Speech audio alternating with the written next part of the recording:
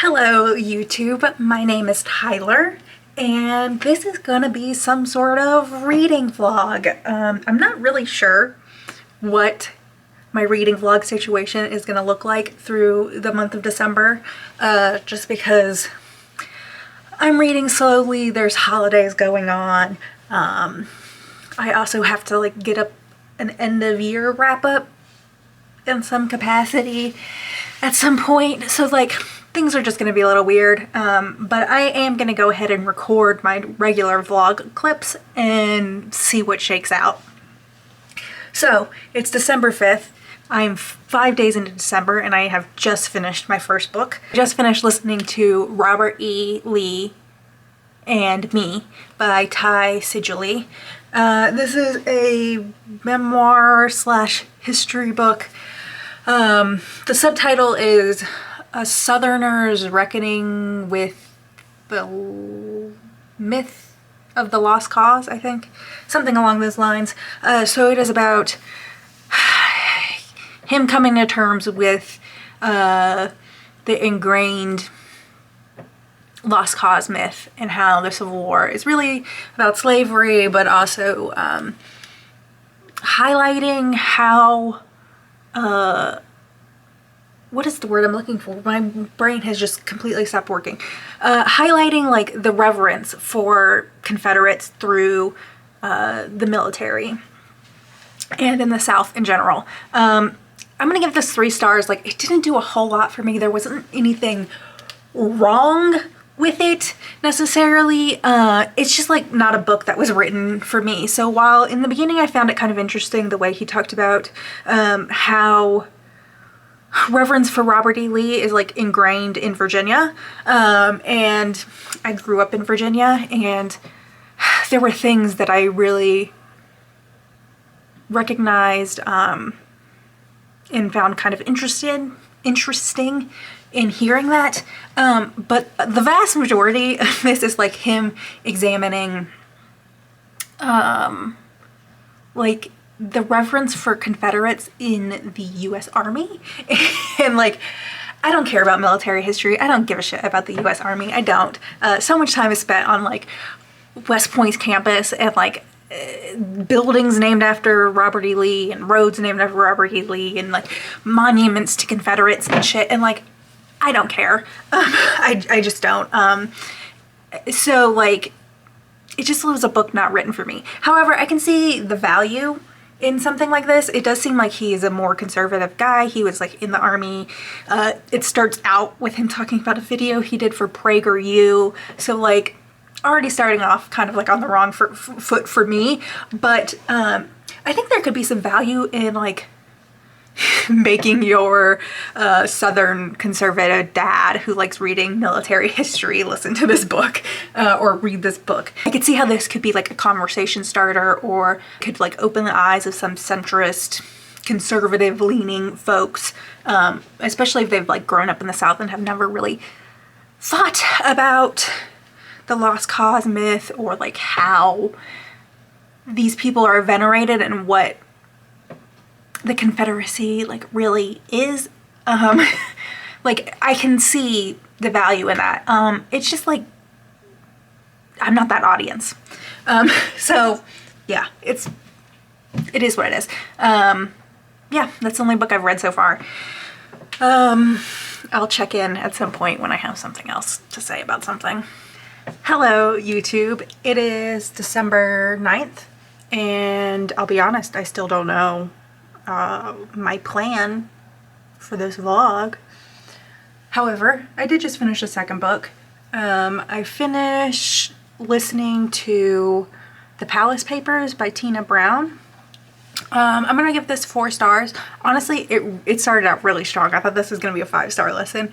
I was really enjoying the fluffy gossip vibe that I apparently just need right now, because my desire to read has really diminished. So a long audiobook that I could listen to and still get my reading in, but like do other shit was great. However, probably like I don't know, like 2/3 in maybe, whenever she started talking about the voicemail hacking stuff that was going on, and it like dived into the history of voicemail hacking in the UK, it kind of started to flounder for me. So let me back up. First, I will say, I think Tina Brown's like audio narration, like she has the perfect voice for this type of book. Her British accent, the way she speaks, just great. However, there were some pronunciation things that I'm like, is that a British thing, or is this being pronounced weird? I can't think of any examples off the top of my head, but that did stand out to me. But overall, her voice added a lovely quality to the experience. Going back to what I was saying, at the 2/3 mark, somewhere around 60%, somewhere in there, we start getting into Harry and Meghan stuff. And I will say, like, I'm not a royal watcher. I really don't care that much. I've been kind of keeping up on a little bit of the gossip since they, I guess since the Oprah interview, just because I was like kind of interested, but like I don't know the ins and outs. I'm not an expert, whatever. However, some of this did come off a little, I won't say like anti Harry and Meghan, but I feel like there's just something about being American that makes it hard to kind of grasp some of the more British sentiments around Harry and Meghan and around the monarchy in general. That makes it easier for Americans to be pro Meghan and Harry, or at least not like anti Harry and Meghan. So there was just parts where it like really got going, and I was like, I don't know, it just was like not great for me to listen to. Anyways, so there's that. Like I feel like she kind of was drawing Meghan out to be like really, what is the word I'm like, power hungry / like attention starved, like attention seeking. And I don't know if I really agree with that assessment. But yeah, that might irritate some people who were like staunchly pro Meghan and Harry in reading this. But overall, I had a good time listening to it. It was written and published before the Queen died, so like it still talks about her as like being alive. Hello, Crow. So there's that. I enjoyed it. I'm gonna give it 4 stars. And it was a good, like, I don't know, 16 hours or something. It was like a relatively long book, audio book anyways. And now I guess today I'll spend some time reading some real books before I try and find a new audiobook. I would not be surprised if somehow this month ended up being all audiobooks because holidays and stuff. Husband's going out of town this weekend. Then his birthday is next weekend. And then the next weekend is Christmas. And then the next weekend is the New Year. So yeah, I wouldn't be surprised if I only get audiobooks done. So anyways, that's my little check-in. Like I said, I don't know what this vlog is going to be, so I'll see you at some point. Bye. Howdy, howdy, howdy. It is December 13th, and I'm going to go ahead and wrap up this vlog. So it'll be roughly the first half of December in this vlog, the first 2 weeks. I finished 2 books today, so I figured this would be a good place to stop because I am currently not reading anything now that I have finished these 2 books. I have only read audiobooks this month. December is shaping up to be ears only December. So I'll talk about the books that I finished. So I finished listening to Ninth House by Leigh Bardugo. I actually started reading this physically I had checked it out from the library and I was reading it with my eyes while doing other stuff, but I had a lot of Christmas gifts and things like that I was making with my hands, and I was just like too exhausted to physically read. I couldn't find the time to physically read it. So I decided to listen to it on audiobook about 26% in. It ended up working out pretty well. I didn't like love this like it seems like a lot of people have, but I did enjoy it. The audiobook actually cleared up some stuff I was struggling with while reading it physically, namely like the timelines, what was going on with jumping back and forth. It ended up being very clear that like the past timelines were from Darlington's perspective, because there was an entirely different narrator for those sections, while the present timeline was from Alex's perspective. So that was really helpful. I made it a quarter into the book without realizing exactly what was going on with those timelines.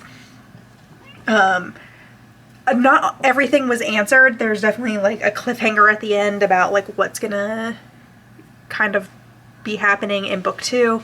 I will read book 2. I have no idea what that's called, but I'll find an audiobook for that at some point and listen to that. But it's not a pressing issue for me. I don't want to get into spoilers, but there was like one part of the story, the mystery, that I just like didn't quite love. I don't feel like I fully understood like the reasoning for why things were happening, but I think it's a mixture of things. One, I don't tend to listen to a lot of fiction in audiobook, which I have talked about dozens of times. So it's very likely that I probably missed something.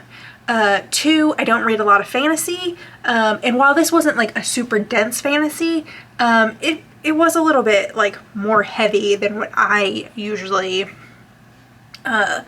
consume. So that might have played a role. Maybe I just like didn't have the like basic knowledge of fantasy books, that maybe there's something that like someone who reads fantasy regularly would pick up and would help them understand the plot, that I wouldn't, just because I don't have that base knowledge.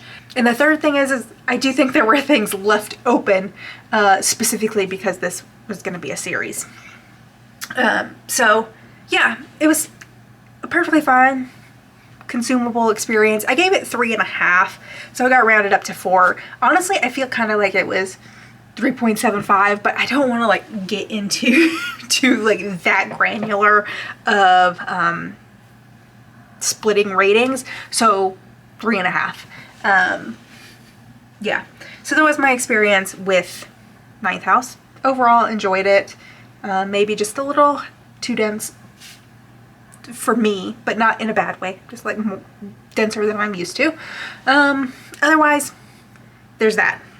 The other book I finished listening to was Life After Death by Damien Eccles. I actually own a physical copy of this. I bought this from the Friends of the Library sale a couple months ago. I think I paid like $1 for it, but because I realized I was just like, I'm only listening to stuff currently, I decided just to go ahead and borrow it from the library and listen to it, because I'm like, not like the $1 that I paid for it is not a painful like loss, that I paid $1 for it, but ended up using a library copy. Like, it's fine. And the book was fine. I gave it 3 stars. You know, it is a really grim and dark thing that happened to him.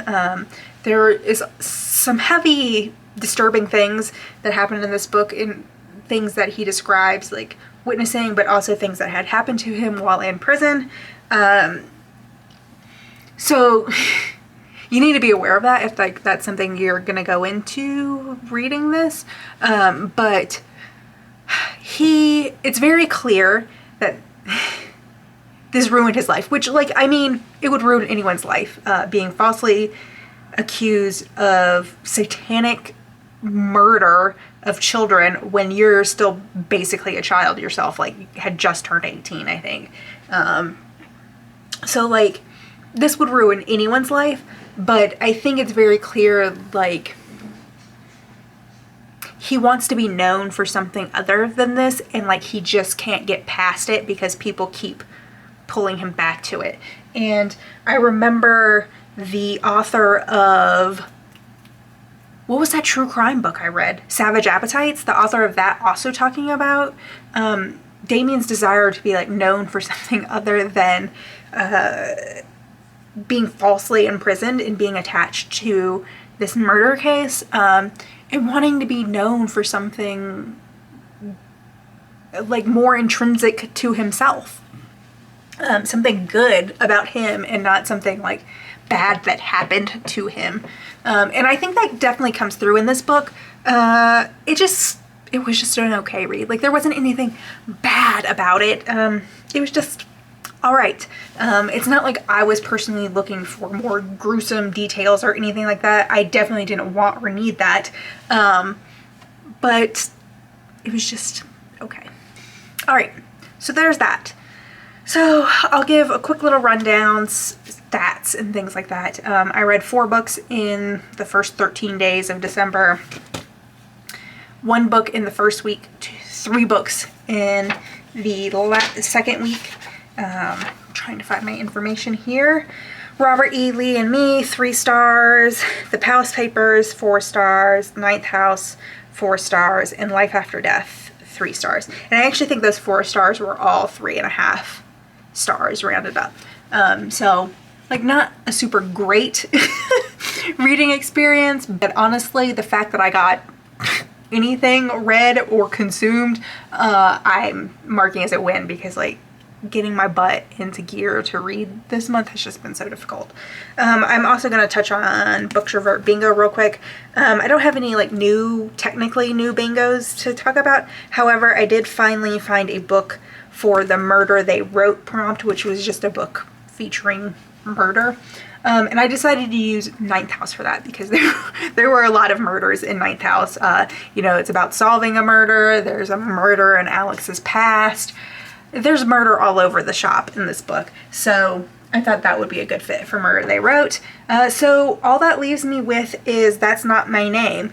I did almost consider doing Life After Death for that prompt because technically Damien Eccles changed his name. That's like not the name he was born with, but that, I don't know, it just didn't feel right because like Damien Eccles is his name, like that's the name he wants. And it's not like it's really his name.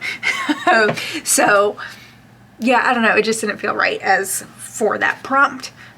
So yeah, anyways, that is the first half of December-ish wrap up. I will see y'all next week with, I'm unsure what you will see me next week with. Maybe end of year wrap up? I don't know. I have not looked at the calendar. This month has just been